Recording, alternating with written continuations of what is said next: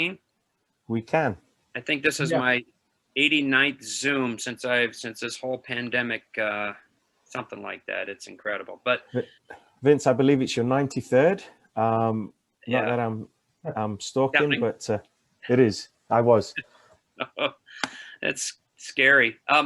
Well, thank you all very much. And so Sam and I are gonna just do this together. Sam really is the feature act because he's one of the best instructors that I've ever known, and in this space. And so it's always a pleasure. So Sam, I'm gonna let you just kind of talk about this slide if you want. Yes, and before I dive into the specifics of this age group, I just want to note for everyone that many thanks to Vince and Ian Barker and all of United Soccer coaches for bringing on board the old youth license. It's now the National Youth Diploma, which, if you are maybe not familiar, it is a coaching course that focuses on coaching children 12 years old and younger. So basically our Zone 1, as we refer to it here in the U.S. So I'm very grateful to United Soccer coaches for helping us to a little bit redesign and continue on with the impact that course has. And hopefully we will soon all be back out on soccer fields and we can dive into doing more of all of this with coaching education. And taking some of the information from the National Youth Diploma specific to children 10 and under. We look at their characteristics, and what we talk about in the Youth Diploma and other courses is the 3 domains of human development, and that children in particular grow a lot within those 3 domains, the domains being cognitive development, psychomotor development, and psychosocial development. So we're looking at, within those domains, the characteristics of 9 and 10-year-olds who, in regards to psychosocial development, have actually grown quite a bit. In quote-unquote normal circumstances, they would be in school with lots of other kids. They would be doing regular soccer practice and soccer games with lots of other kids and with their coaches and so on. So they have grown in terms of their social interaction, how to get along with others. They have best friends for sure, but their friendships have expanded beyond, those 1 or 2 individuals. And so they can be friendly and friends with many teammates, even if they're not necessarily best friends with every teammate. So their psychosocial abilities to begin to actually comprehend team is dawning for them. Prior to that, they could say the word team. When they were younger still, they probably could say the word but not spell the word team. It's something that they heard from adults, parents and coaches. Now at 9 and 10, it's beginning to have a meaning to them coming from themselves, not just imposed upon them by the adults. They're beginning to understand and want this interaction with other kids their age and being part of a group. So one of those groups obviously is their soccer team. So while they during a match won't automatically have as their first choice to interact with a teammate, i.e. I just got the ball and my very first thought is, who can I pass it to? At 9 and 10, they're probably still going to think most of the time, as soon as I get the ball, what can I do with it in terms of dribbling or shooting? But very quickly, if the answer to dribbling is no, the answer to shooting is no in their mind, they can go pretty fast to, I need to pass to a teammate and find a teammate that I can play the ball to. So the options that come out psychosocially in terms of interaction with teammates has expanded, and you see it sometimes in the techniques that they execute, the tactics that they begin to do in terms of moving towards the ball, moving towards the teammate with the ball to be available for a pass or to give cover when defending. They'll move and know that they need to talk to each other in order to be able to play together well as a team. So a lot of that's coming along. Physically, the psychomotor piece, they're still pretty well at this age in proportion, body proportion. So they have a pretty good sense of balance because their center of gravity is pretty stable from earlier growth spurts or from when they were very young and their head was kind of the heaviest part of their body. So their center of gravity was high.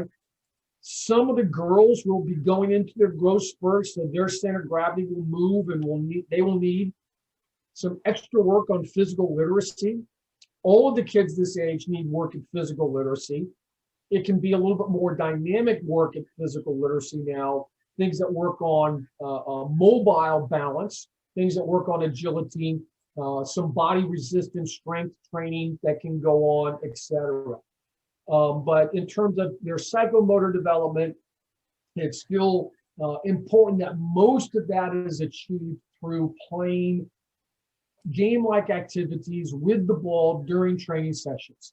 You're going to do some things in terms of physical literacy without the ball, for sure, but most of it's going to be engaged in playing some kind of a game-like activity that's going to achieve the physical fitness that they need while also working on ball skills and some comprehension of the game. And then cognitively is one of the biggest stages in that they have gotten to the point where they are what I always have referred to as being a little bit in the fog when it comes to tactics. So there's going to be these moments in the game where they come out of the fog and they do some really good tactical pieces in the game, play a really intentional, well thought out little combo play with a teammate. Maybe it's a wall pass or a little overlap. And you as the coach are on the side going, wow, that was great. That was a really good bit of soccer just then. And then you're wondering why 30 seconds later they've gone back into the fog. And it seems like, they kind of lost their understanding of how to play the game of soccer. So they're just at this age cognitively where this going in and out of the fog is them beginning to understand and comprehend what ifs, hypotheticals, abstract thinking. And they're going to be much more subtly into abstract thinking when they get older and can begin to comprehend a whole lot more of the what ifs and think into the future, one or two moves during a soccer game into the future. If I do this, then this might happen afterwards, a run or a pass or what have you. So be patient with the 9 and 10-year-olds in terms of their comprehension of the game and the tactics of the game, because they're just in and out of the fog, and just keep working with them, and eventually you'll see, hey, they're staying out of the fog for longer periods of time. Vince, let's move on if we can. Yeah. Okay. So, Chris, I was thinking about here to kind of get the people involved a little bit on that's watching live. Maybe in the chat box, those that are watching can type in, and Chris, if you can watch the chat box for me, that'd be great. What are your ideas about how 9 and 10-year-olds learn? So if you can take a second and type in the chat box. I can't see it because I got full screen mode. So Chris, if you can monitor it, that'd be I'm great. in there. Thank you. I'm just making sure everybody can type in. So type away, friends. Don't all rush at once now. Yeah, hey, and the one thing, Sam, that no kidding. The one thing, Sam, and I think you mentioned it, but one thing about 9s and 10s is they start to learn about what responsibility is, right? So, for example, packing their own bag, and that's important. And it's also, I think, you can use that in coaching to kind of give responsibility to a player or to an athlete or to a team. I remember my son he had asthma when he was little, and he'd always forget his darn inhaler. And so I said, okay, Zach, this is what we're going to do. You're going to watch me pack your soccer bag. Then we're going to do it together. And then you do it. Right. So we did it, Tuesday I packed, Thursday we did it together with my guidance, and Thursday he did it. Right. So just trying to teach him responsibility. I did not forget Vince, and it's a really important piece and a step towards the kids beginning to take ownership of their own development. I'm glad that you touched on that. Yeah, thank you. No, I was just thinking about that, just my son's inhaler story. But yeah. So Chris, your chat function is disabled in the and in the Zoom. I'm trying to figure out how to We enable can forget about then. Well, Megan, give us, since you were on audio, give us one or Yep. two thoughts to kick us off. Do it. Yep, please. Yeah, I think at 9 and 10, a lot of times, as you both spoke about, I think kids start to become aware of those around them quite a bit more. Yeah. So there's a lot of learning that happens by watching their peers, by watching adults, kind of observing, and then I think like a gradual release method, similar to what Vince just talked about. I'll show you, then we'll do it together, and then you show me. Tends to be a great way to have them translate that observation into kind of independence. Megan, it's an excellent point. And in the National Youth Diploma, one of the learning theories that we discuss is from Lev Vygotsky. He's deceased, but a former Russian psychologist, psychological development researcher. And he referred to it as the zone of proximal development. So that is, we learn on our own independently, but we also learn from this interaction and connection with others.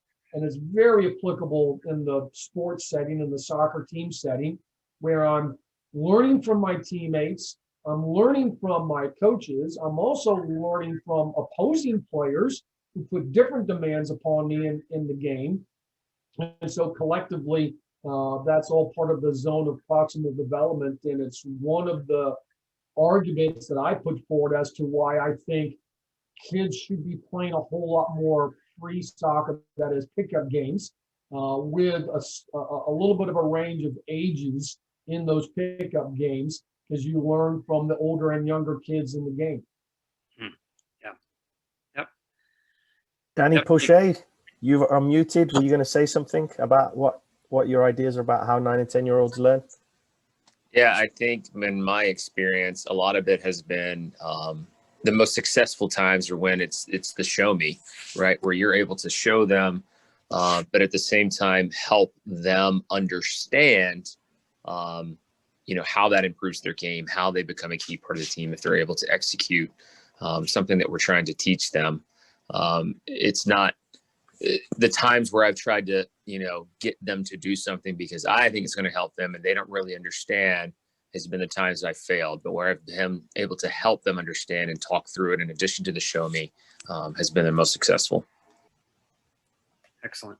Yeah. Yeah, Danny, that's an important piece of giving even more ownership to the kids, particularly during a training session where you can ask a guided question, they give you an answer and you say, show me, and they get to demonstrate it. Certainly the kids are getting some emotional, psychological, positive reinforcement by doing that, getting that kind of recognition, kind of being center stage for a moment. And I tell coaches that it also gives at least that one kid who gave the answer and is now kind of directing the show me moment a chance to be a leader. Because with the 9 and 10-year-olds, it might be a show me moment that needs to involve several players, not just the one player who gave the answer. So it's a leadership opportunity. It's a growth opportunity for everyone. I love that approach. Yeah.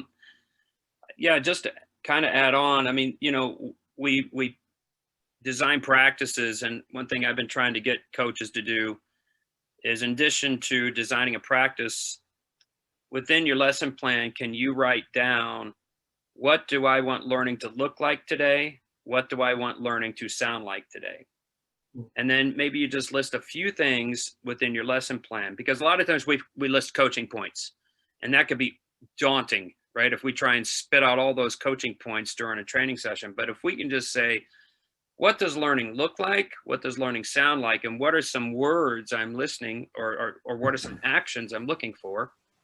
I think that will go a long way.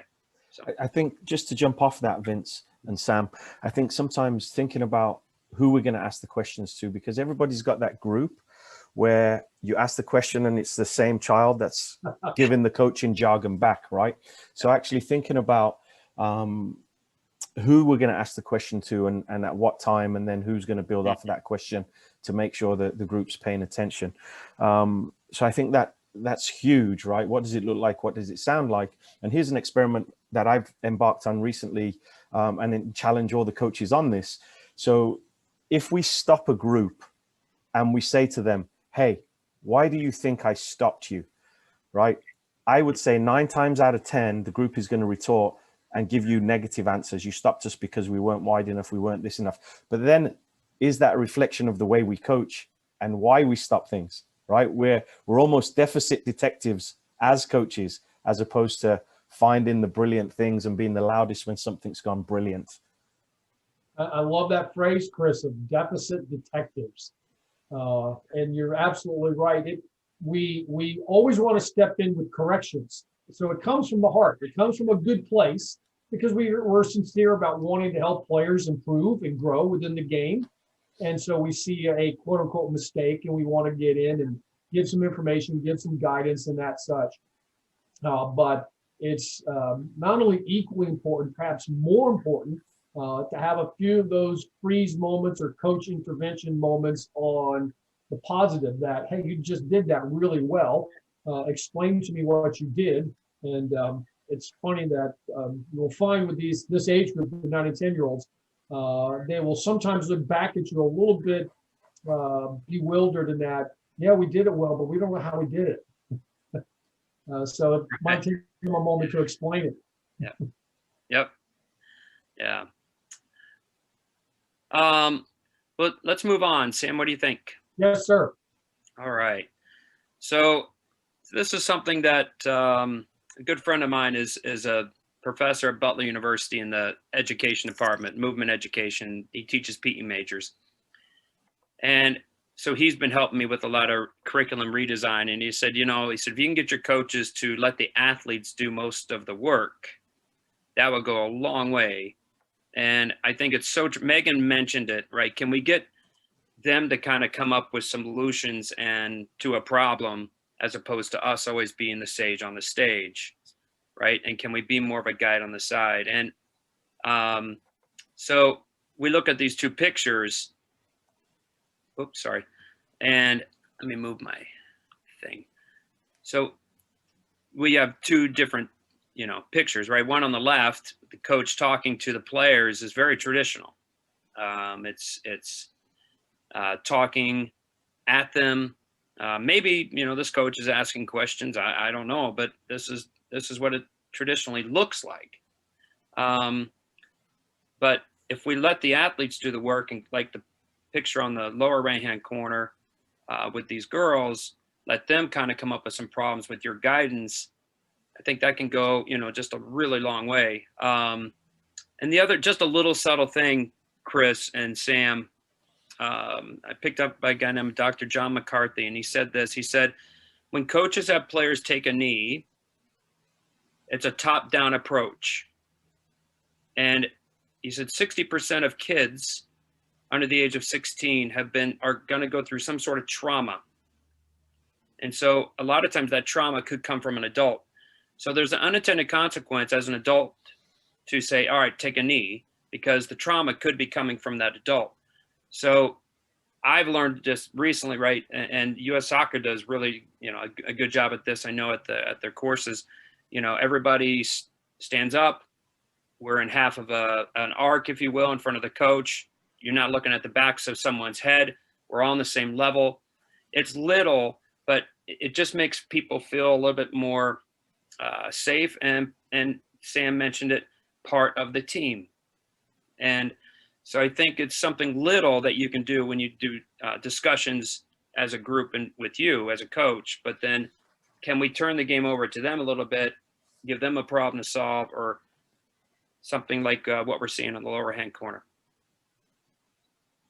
Vince, I wholeheartedly agree.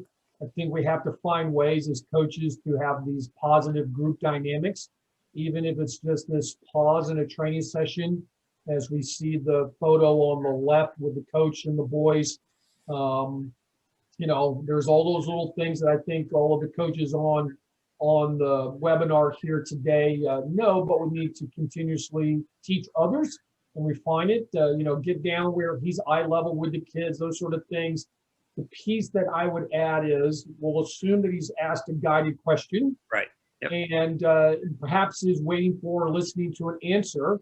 I will often try to have that player's giving the answer. Come out here, basically take my spot, talk to the team. You're now the leader, okay? And if you need somebody to demonstrate, get out there. If you can do it by yourself, do it. If you need somebody else, pull somebody else out to demonstrate. But I put them out in front.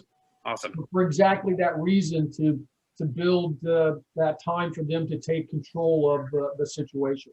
Awesome. Awesome. Well, I'll move on to the next slide because I'll just show it in action.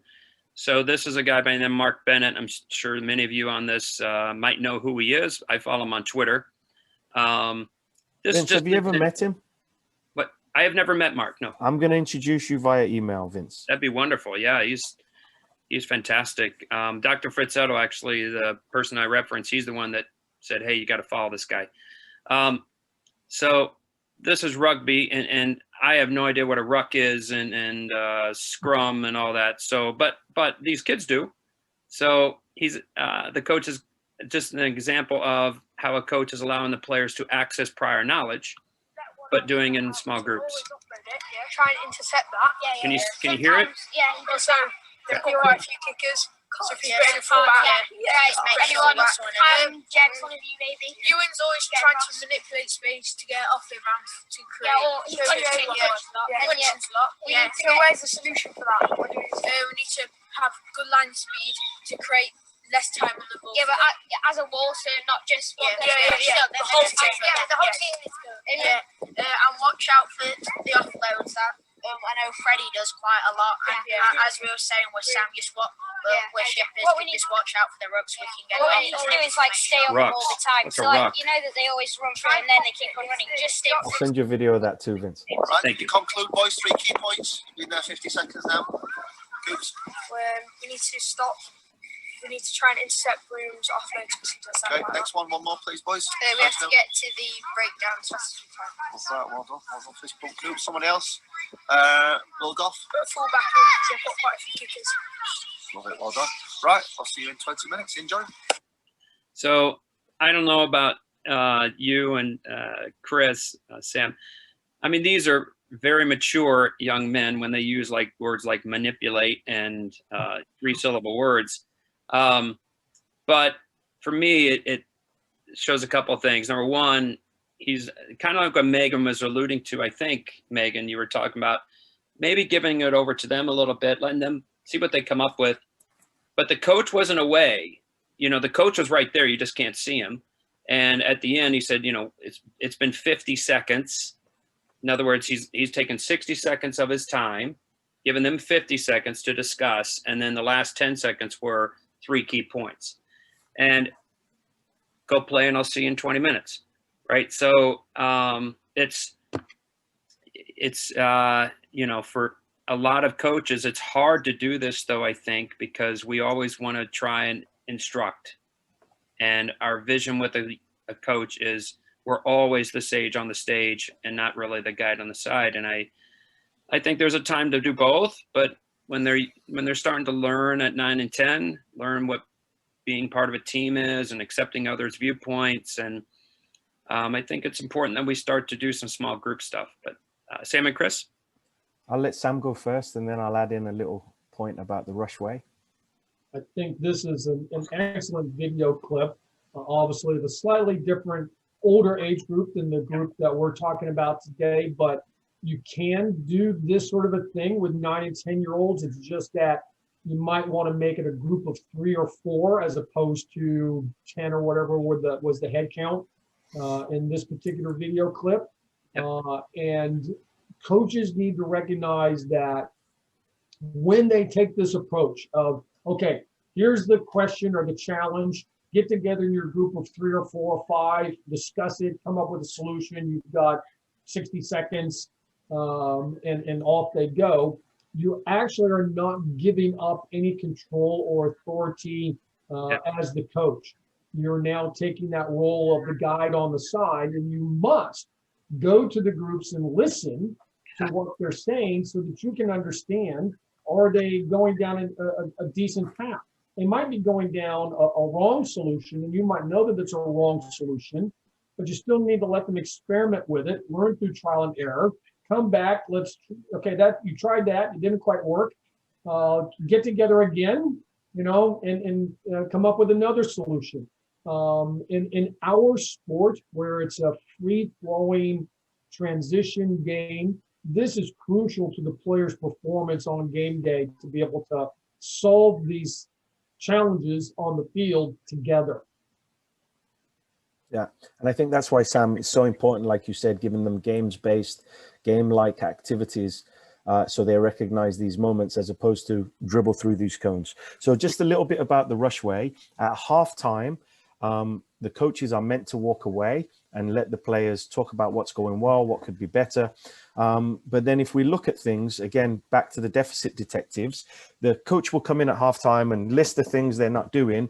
But as coaches, we don't give them solutions on potentially ways to win the game, right? So the rush way is indeed to give the players own the first 2 or 3 minutes of the half. And then you go in just like the coach did there and said, okay, what did you guys think?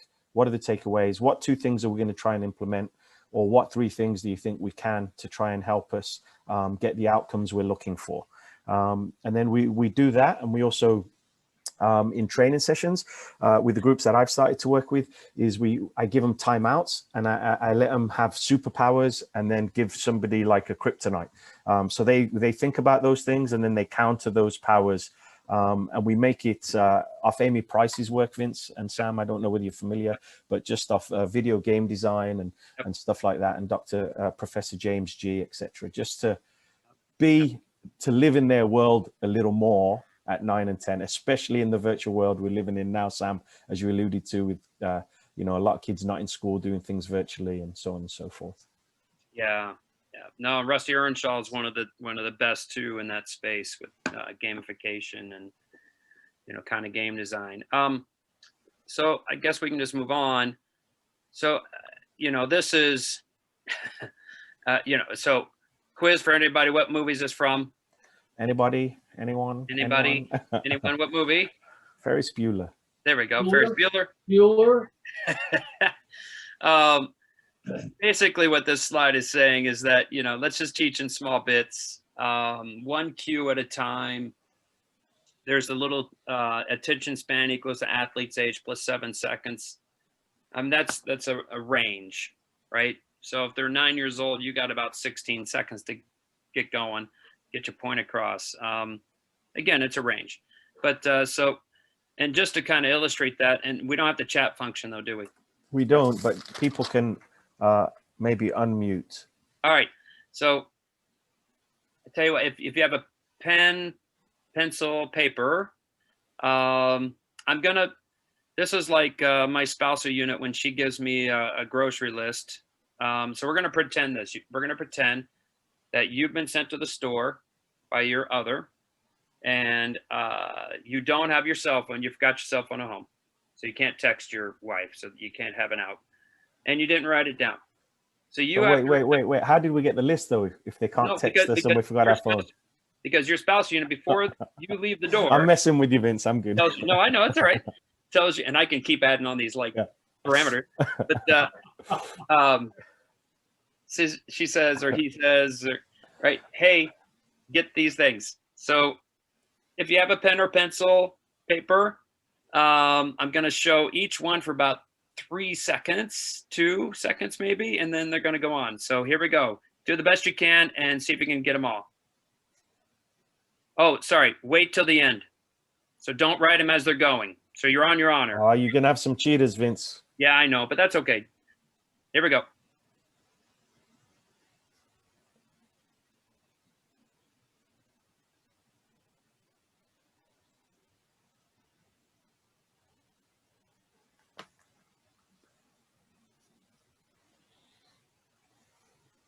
That's it. So let's see what we get. Unmute.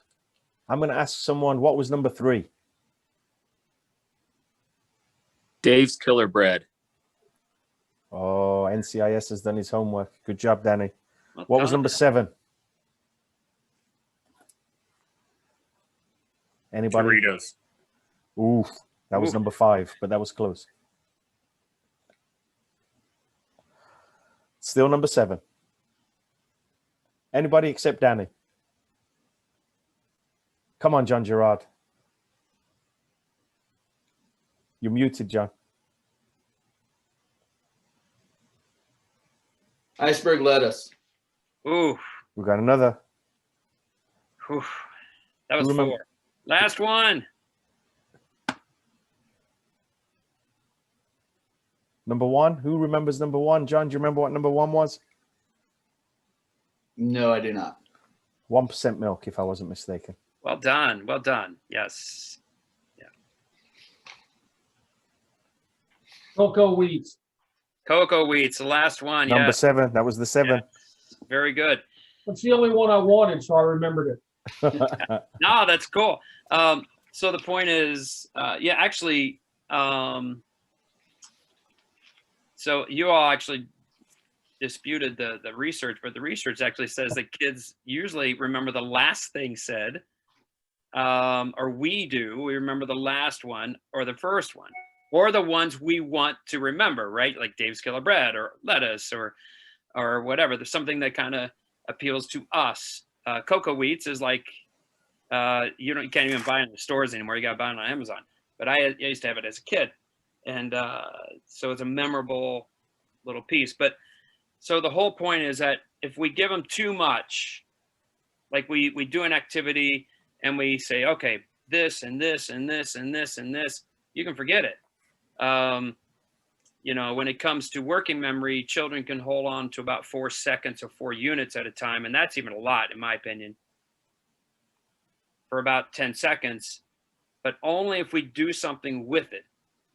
So in other words, we give them a unit, or we give them a little tidbit or cue, and then we let them act upon it. And the phone number was 7 digits at one time for this very reason, for working memory. And then we put then the country got so big, we did area codes and everything. Now we have country codes and all that. And cell phones have been wonderful with helping but I'm sure a lot of you don't memorize telephone numbers anymore, right? And because it's just right there on our cell phone. So that was kind of the point there. And then we talk about check for understanding. A lot of times we go blah blah blah blah blah. Does that make sense? And it's a habit. And the kids do this, and their jaws drop, and then what do? Not what you asked. Not what was and they discussed. might even do exactly what you don't want them to do again. So I think checking for understanding is huge, and that's one thing the small groups can help too. Is okay, did they really get out what you were working on? And a lot of times we say, got it, blah blah blah blah blah, got it, good, go, and then that's it. We send them along the way. So if we think about practice design, especially with 9 and 10-year-olds, starting with 9s and 10s, but maybe you write a few things like questions, open-ended questions, guided discovery questions. Show me what a good blank looks like, pass looks like. When should we try this? The last one you got to be careful with. Tell me about your decision to do this, right? Because sometimes you can get angry. Maybe they didn't do the right thing. So, but you need to give them a chance to give you what they're thinking. So, I like the last bullet point. Tell me about Yep. your decision to, Yep. but I think it's a positive reinforcement piece. The kid did something correct, and you yes, want to point it out to the kid so Yep. that he or she now has to verbalize it in an answer to you, and that actually deepens the player's own understanding. Because again, at 9 and 10, they're beginning to do some good bits and pieces of soccer, but they don't always have it clear in their own minds. It's just coming out of them, and by getting them to verbalize it with an answer, the better learning takes place. I think another one would be, tell me what you noticed. mm-hmm. Tell me what you noticed, or if you were to have that again, would you do it different? Or what would you do different? Yeah, no, sometimes as coaches, we forget. And so maybe even just take a pen and just write a question mark on your hand. So you remember, look at your hand, you remember, oh, I need to ask questions, right? So something little. And Vince, could you go back one slide, please? Yeah. Just a point here. It took me a while. I had to consciously work at it to stop using one of these types of little phrases at the end of a set of instructions or a question. And I got into the habit of, when I've asked the players a question or I've given them a direction, I just say play. And they will show me so my check for understanding is more visual than verbal. Awesome. I'm looking by their actions as to what they do in the activity, how they play. And now I'll be able to understand, are they beginning to get it? And if not, I can pause it, rephrase my question or my comment. Now, it's a form of show me. It's just resuming the activity for the whole group rather than just a show me from one or two or three players. Yeah, no, it's outstanding. And, I should probably use a different picture for this because I'm sure Sir Alex isn't saying, show me, or what he's like, hey, son, you're not getting it done, right? So he's probably saying that. But if you would like to continue to work at this club. Yes. So thank you, Sam. We'll move on, and just some ideas about, rephrasing and repeating. And Chris, maybe you can share the deck with everybody. It's a long deck and we won't go through all of the slides. Yeah, for sure. I'll share it. Thank you. And then, but just some things that are important, right? Saying it back to them in their own words. Okay. So let me rephrase what you just said.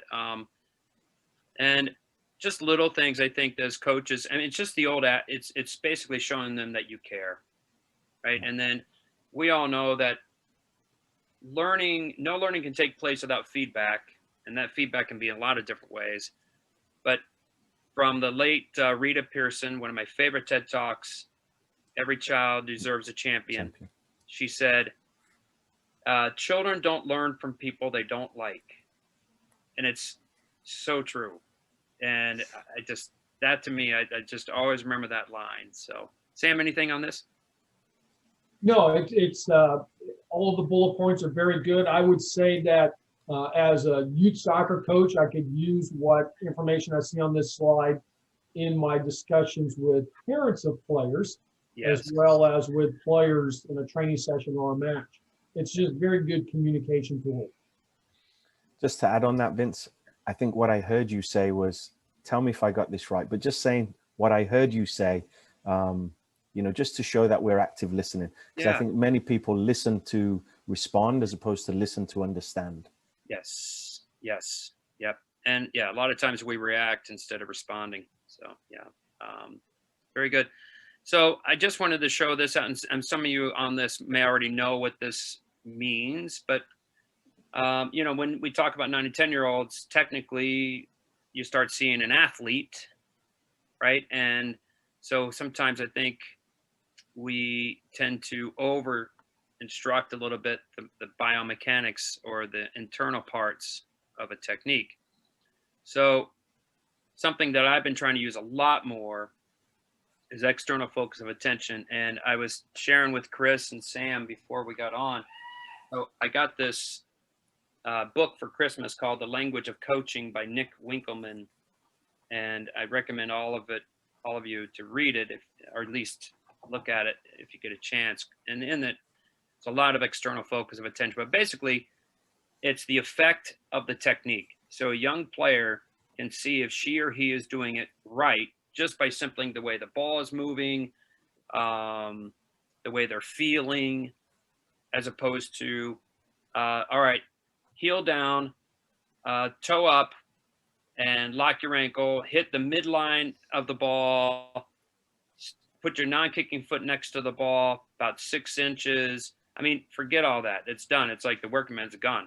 So maybe we can say this is internal focus for example, shooting, right? These are the mechanics. the internal pieces, right? Strike the ball with your laces, plant your cooking foot ahead of the ball, keep your head and shoulders over the ball. Those are internal parts, as opposed to saying, all right, so when you shoot it, see if you can make the ball dip. See if you can figure out how to make the ball dip. And then maybe they experiment with it a little bit, right? And then they kind of come up with their own way to do it. And so when my dad, I live in Indiana, grew up in Indiana, basketball is a religion. My dad grew up down the street from Oscar Robertson. So I had no choice. I was going to play basketball when I was little, and I'm still a huge fan. But when he was teaching me how to shoot a basketball, he used external focus. He didn't realize he was doing it. And he said, Vince, when you shoot, try and get backspin on the ball, right? So instead of telling me to point my elbow and follow through with my wrist and all that, he would just say, Vince, get backspin on the ball. So when I shot it, if I didn't get backspin, I know that I didn't follow through right with my wrist, right? Or my fingers weren't on the ball correctly. So I could internally correct myself. And this is when I was 7, 8 years old. I'll never forget it. And he would say, Vince, put some oomph on the ball, like the McDonald's M. And so I learned, and I just explored on how to do that, how to put more arch on it. And I found my own technique. If you watch NBA basketball players or WNBA basketball players, there's no one player that shoots the exact same. But there are certain things that are true, right? Usually they point their elbow. The last thing is always true, is that there's some sort of follow through and backspin on the ball. So soccer players, well, if we allow them to come up with their own technique, their own way to manipulate the ball, control the ball, strike the ball, right, that fits them. So anything to add there, Sam? Sam or Chris? No, I think it's absolutely, particularly when it comes to technique, it's absolutely very useful to children, because they can see and feel, particularly when it comes to technique. And we give them a few little pointers, like, in the case of your example with your dad, about how to have backspin.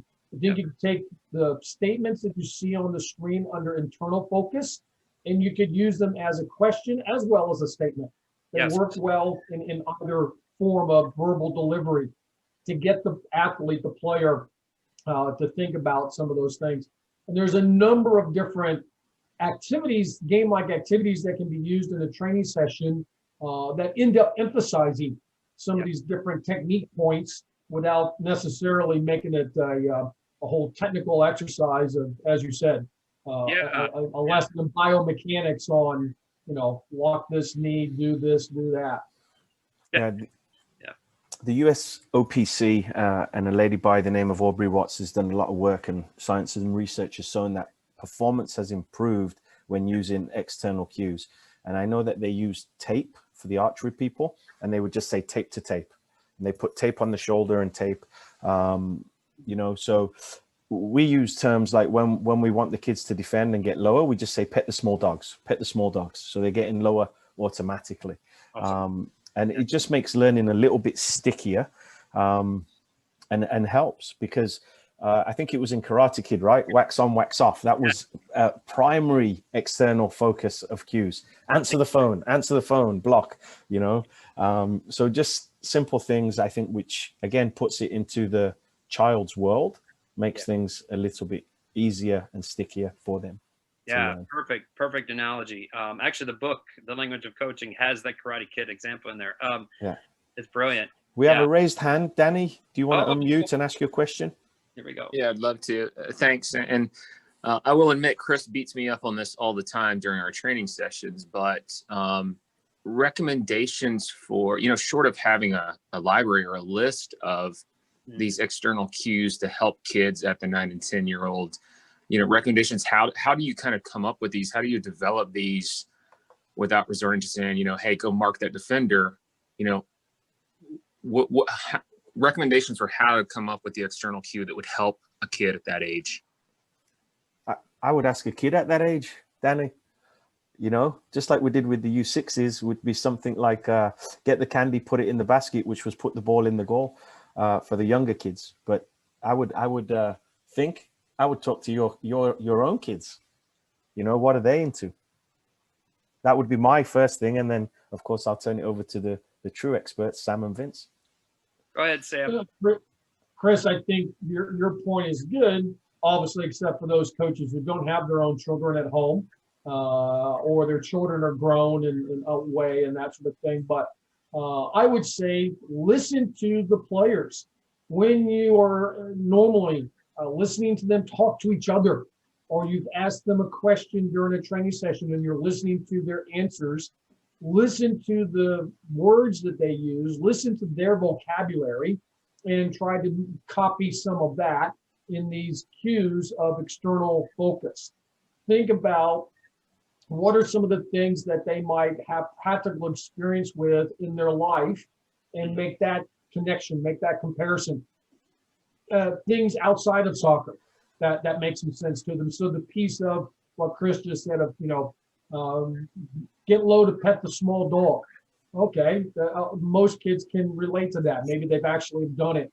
So it's a good verbal visual, if you will. Do you mind if I jump in real quick? Please. I think the other one with younger kids is thinking about what specifically you might be looking for as a coach. So, for example, in defending, can you get close enough to put the attacker's head down? Yeah. Can you make the player, can you make the space? How do you make the space smaller? Things that you might look for as a coach. I think it takes retraining your brain to think about how we know a defender is close enough to an attacker, the attacker's head is down and they can't look up, etc. So helping kids understand those things, I think, is important. Yeah, and to add on to the defense, so try and make the attacker stand up, right? If you can make that attacker stand up, then you pause them, right? So Megan, perfect. Yeah, I mean, can you turn it back? And a lot of it could be metaphors, it could be analogies, it could be that the kids know. So like what Sam and Chris are saying, relate to what their world is. And, you can put a descriptor in there. You can put a direction in there. For example, get low to pet the dog, right? So that's a direction, low, and descriptor, pet the dog. And then a third one could be distance. You could do, like Megan, I think what you're talking about, right? Distance. Can we get close enough to put the attacker's head down? So who asked that question? Was it Danny? Danny, yeah.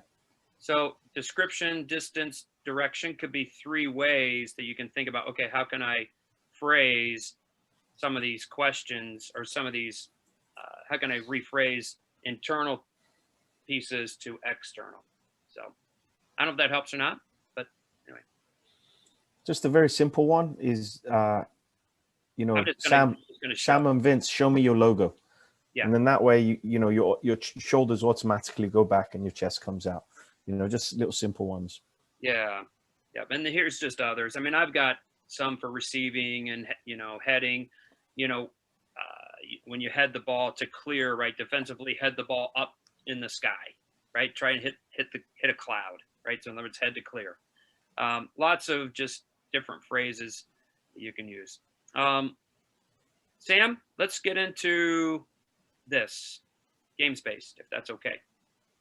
Okay. It's all you, so we can talk TGFU and all that. God. Yep. So with this, coaches, it is using game-like activities as opposed to drills. Drills tend to be designed for assembly line approach, if you will, to learning mechanics, learning different types of body mechanics. So that is a lot of the decision making is taken out of it. A lot of the context is taken out of it.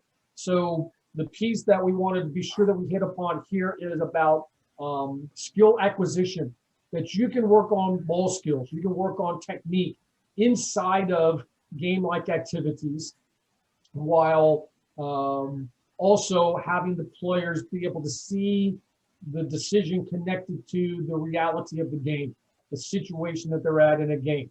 So maybe I'm looking today on receiving with the inside of the foot. Well, now if I'm in this activity and my receiving is too stiff and the ball bounces away from me when an opposing player is right on top of the ball, that might not come out if it's just Chris and Vince standing 10 yards apart from each other, passing the ball back and forth and being asked to receive the ball and redirect it. As clearly as it would in a game-like activity, where now if my touch on the ball, my receiving touch on the ball is poor, and an opposing player collects the ball. What is required of the coach is actually a little deeper understanding of techniques in the game to be able to see it in a game-like activity.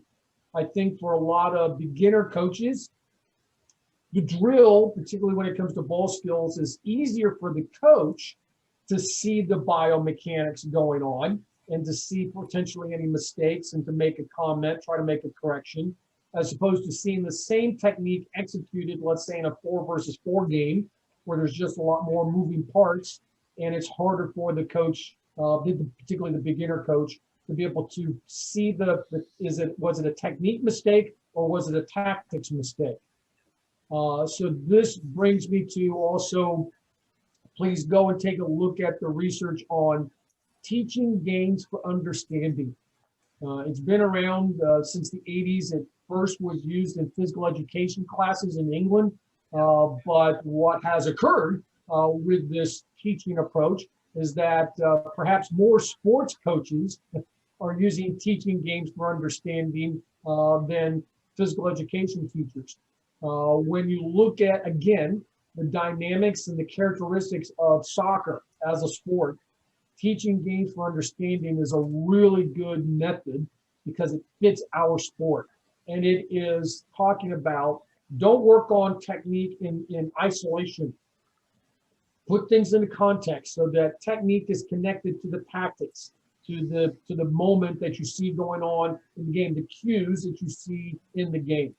And this is why United Soccer coaches and US Soccer, et cetera, are taking in our training sessions a games-based approach to what we do with the players, as opposed to the old bit of standing in the line, kick the ball one time, go back and stand in the back of the line. Vince? Yeah, no, if we have time, I'll share a little technical passing activity that all I did is I just added some contextual interference, right, to get them to apply now. How do they apply the technique, right, which is skill, because skill is basically applied technique. But no, let's move on. I had a mentor. I was very blessed in my life to have had the late Mike Berticelli, who passed away far too soon, as my mentor. And he was at Notre Dame when I was a young high school coach, right across the street from Notre Dame's campus. And I taught there as well. And he came up with this poem after the 1986 World Cup, because there's this player named Diego Maradona that, sorry, Chris, I know. It's okay. Sorry. But that inspired him to write this poem. And this is just parts of it, but when he wrote this back in the 80s, there was skill acquisition in this poem. I didn't know it, right, until I started learning about what skill acquisition is and games-based approach is and teaching games for understanding. But he has it, there's even the line ahead of this one: skills must be learned through repeated trials. If motivation is present, you'll see a number of miles, right? So now we're getting into self-determination theory and all that. It's all just in those 2 lines. And then fun games are the answer to encourage repetition. They laugh and they scream and enjoy competition. And I'm not going to continue to read, but especially when they're 9 and 10, they are motivated to play.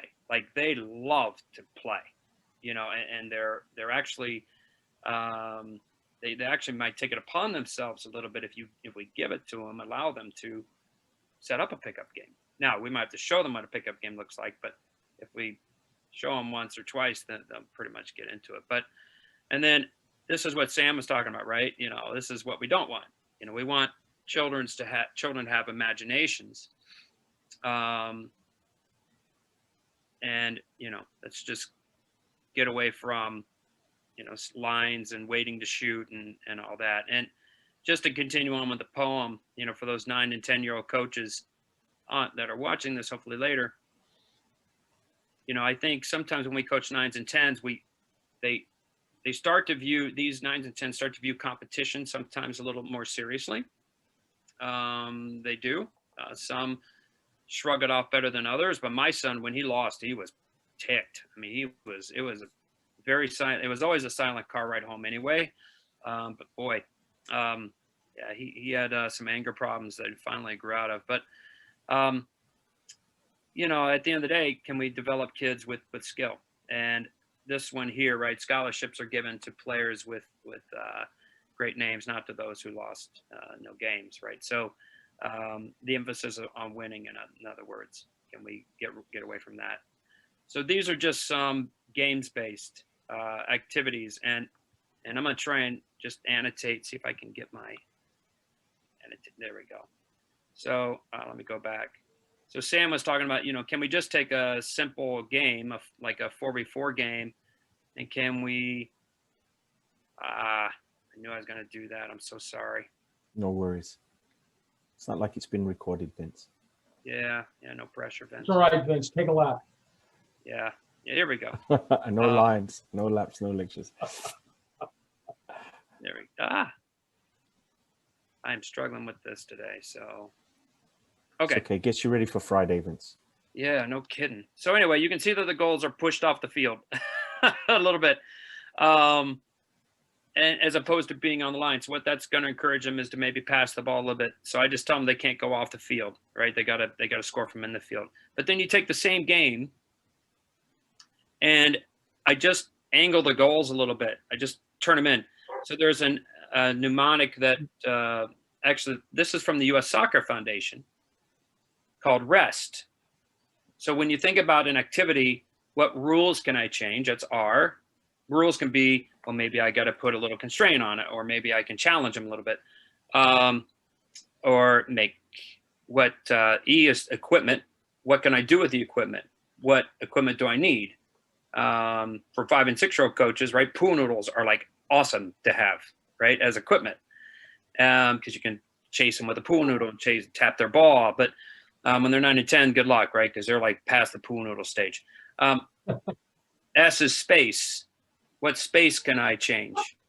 Do I need to make it bigger? Do I need to make it smaller to challenge them more? T, time. Do I need to give them more time to succeed? So here's just a simple little game, but now we're getting into a little bit different types of passing, right? So now we're trying to accommodate maybe at 9 and 10, some kids might be able to experiment how to bend a ball a little bit, right? In other words, how do they bend it? Some of the kids are ahead of the curve. And I always just tell them, see if you can make the ball spin sideways, right? See if you can just play with it and see if you can make that ball spin sideways. Figure that out. And then another one that I do is this one, where I just turn the goals out. And now we're working on, I'm not telling them they got to spread out, but because the way the game is shaped, they have to get spread out because they have to score usually from a wide position. So these are just some games-based approach, but you can take the same game, 4v4, figure out how to tweak it, how to change it. There's lots of variations, loads, for a goal game, and just change it a little bit. I do this a lot with the 9s and 10s. I just play, all right, we're going to play secret goals. So go huddle up as a team. And one thing we all want our kids to do is to watch the game at home, right? And I always said cable TV contributed more to soccer in this country than any of us did, right? Because we were finally exposed to soccer. Because I don't know about you, Sam, but in the 80s here in the States, like if I wanted to watch a game, I had to set up the VCR, or I had to go down, I had to set my alarm for like 2 in the morning, something like that. And then I would go down, I would hit record on the VCR because ESPN used to show maybe one game a month in the first division, right? And that was the only time. And then all of a sudden, right, we got Fox Sports, we got all these other channels. I miss those. I miss those pre-dawn ones there, Vince, on ESPN, but was a regular watcher of Soccer Made in Germany. Yes, which is on ESPN Plus, by the way. If Oh. you have ESPN Plus, they have some of those old games on Soccer Made in Germany. But yes, so in other words, they get together and I say, all right, come up with a goal that you've maybe seen, right, on TV, or come up with a way to score a goal, but keep it a secret from the other team. Don't tell me. I'm going to try and figure out what you were trying to do, how you were trying to score. And so now we've given it back to them. Now we're letting them kind of, express themselves a little bit. It's pretty funny if you let them, they'll come up with some pretty good ideas. And Chris, we don't have to get into all this, but I'll just do this one. So I think as coaches, especially with 9s and 10s, correct me if I'm wrong, Sam, is that when I started working with 9s and 10s, there was a wide range of the range of abilities start to separate just a little bit. Yes. Right? You start seeing kids that are more of an athlete, and you still see kids that are, they're still just a kid. They're still just learning how to run and change direction and all that. So and just a note here, Vince, it tends to be the kids who are a few months to a year or so ahead physically, biologically in their growth.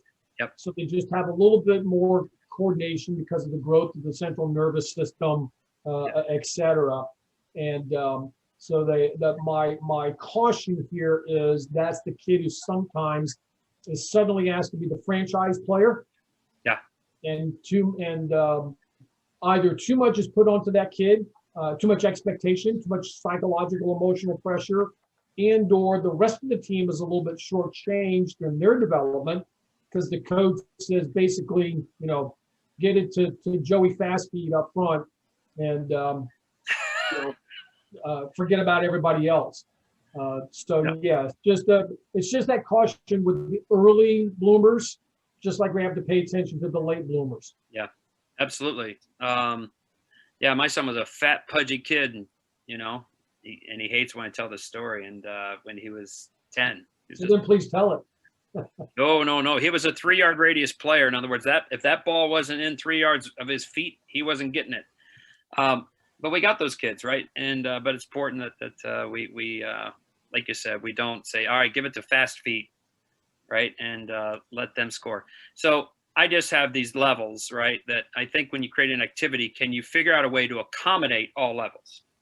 So, and these are just simple, right? These are like if you were to kind of have a curriculum. I know, Chris, you have your club, I'm sure, has an incredible curriculum. But these are some basics, right, that we hope that they can do by the time they're 9 and 10, right? This is maybe a step up, right? Maybe they can fake and feint to dribble around somebody, change their speed when they go around somebody with purpose. And then this could be maybe something that's really advanced.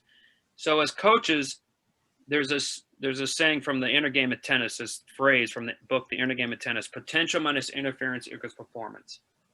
So as a coach, every player has potential, every team has potential, every activity has potential that you design. But as coaches, you have to figure out a way to reduce or eliminate interference. And one of the interference could be the activity's too easy, so they get bored, so they don't perform. It's too hard, so they get frustrated and they just completely give up in their minds. So can you figure out a way to level or video game approach, if you will, right, your activities? And this is kind of a way that I've done this, and I actually did this about 3 or 4 months ago with a group of 9 and 10-year-olds at a club here in Indiana. And we just call it the shrinking field. And so round 1, they play with their normal width, right? So they got space so that the kid that is newer to the game or still learning, she or he has space to dribble and not lose it. Just a regular game. Then after 1 or 2 rounds, then I'll bring in the field a little bit, right? And we just bring it in.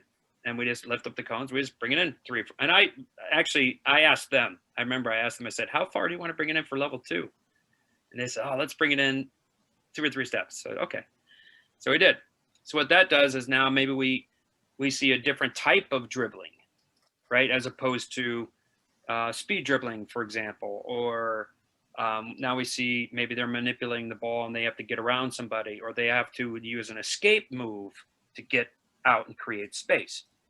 And then round 3 is really more about protecting their ball, right? Because the space gets smaller. Now they got to hold players off and kind of find some space. And then we went back out, right? So it was like the old Star Wars movie, right? And the trash compactor, you know, and when I think C-3PO finally figured out how to shut down the compactor. But that's just kind of an idea, right, of how you can vary the levels to hit all levels of learning. It's just using a games-based approach, right? That's all, just using a games approach to it. So I'm not going to go on with all these. I think, Chris, you can share the deck Yes, sir. with them. So I'll stop sharing. And yeah, so anyway. Brilliant. Questions from the audience? Sam, closing comments? Well, you know, it's lunchtime here in the Midwest, and I'm sure out east it's lunchtime for you. But it is. But Sam, I'll give you some closing comments, and then just to let everybody know, our next webinar is in March, and it's around session design, player-centered session design. So, Vince, we may have to have you and Sam back. No. Sam, closing comments? Just get Sam. Chris, I think for everyone, for me, this is an exciting age group to coach. For the kids to kind of play off of a Christmas song, it's beginning to look a lot like soccer, and they are beginning to connect some ideas more clearly in their minds. Athletically, it's a moment of growth for them, and so final word is I would, as a coach of this age group, look to how do I continue to give them more ownership of the game themselves, because in the end it's their sport. We want it to be their sport. And then how do I give them more opportunities to take responsibility and leadership, all the while knowing that I, as the coach, am the safety net for them while they're up on the tight wire, trying to do their act. And when you do that, you're still a really important piece of it all. It actually takes more coaching talent to take this approach and a more holistic thinking process on the part of the coach, because you're having to act short term while keeping in mind long term and trying to help them grow so that they're still in the game decades later. Yeah. Thank you for the opportunity, everybody. Thanks, Sam. Yeah. Vince, Deborah did have her hand up. So if we could let Deborah jump in real quick. Yep. Deb, you're unmuted. Can you hear me? Yes, ma'am. Okay. Just a question or so. How do you deal with the emotional difference between 9 and 10-year-olds, like the girls and the boys? And would you recommend having them play together, girls and boys, at this age? I'm still good with co-ed. I think there's a lot for both the boys and the girls to learn from each other. And certainly at 9 and 10, physically, many times the girls can be a little bit bigger, stronger, and faster, because females tend to grow 1 to 2 years biologically faster than males. So a lot of the girls want to be on an all-girls team, so I have no problems with that. So not necessarily that all of the teams have to be co-ed. They could be, but I certainly think there's benefit to some co-ed training sessions for the kids. Particularly if, as a club, I can find opportunities for quote-unquote street soccer to take place, where I can mix not only ages but genders to simulate a neighborhood pickup game. I think there's a lot of benefit to that. Yeah, Sam, man, we're like mind readers, because I was thinking the exact same thing, because, you know, so again, I moonlight for a club here in Indianapolis, and we had 9 and 10 boys and 9 and 10 girls training at the same time. And then at the end, we just did a small sided game tournament, and we just mixed them. And it was funny because even some of the girls were like, no, we want to play against the boys. Yeah, Right? sure. Yeah, And so that was cool. So we kind of give them a little of both, but we did it in training, right? And we let them experience that in training and through pickup. Right? So, Deborah, I don't know if that answers your question or not, but they do start to separate a little bit, you know, in their minds, right? Boys and girls, and the girls have cooties, right? To go back to a word that we used to use as little kids, but yet we would still play with them if I remember, you know, if nobody was watching. Yeah.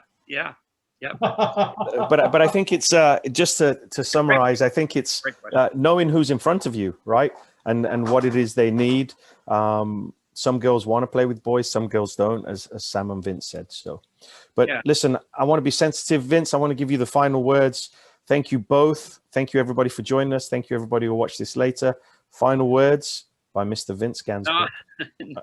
Well, first off, Chris, thanks, and everybody, thanks for coming on. Sam, it's always a pleasure to present with you. But Deborah, also just add on, I think we go back to that phrase, potential minus interference equals performance. When you blend them, it's causing interference, okay, then maybe you got to figure out another way. But I think at the end of the day, to add on to what Sam said at before the question, it's starting to look like a lot like soccer. I'm not going to sing it like Sam did. He did a great job. So I think the thing we got to consider is, yes, it's starting to look like a little bit like the game. There's attacking, there's defending, and there's some transition that actually looks like the game. And our job as coaches is to make memorable moments. And what I mean by that is, you know, we can always, probably some of us can, you know, what's a memorable moment in our life, right? When we got married, when we had our first child, you know, we scored a hat trick in a game, or we came back from 3-0 or whatever. Those are memorable moments.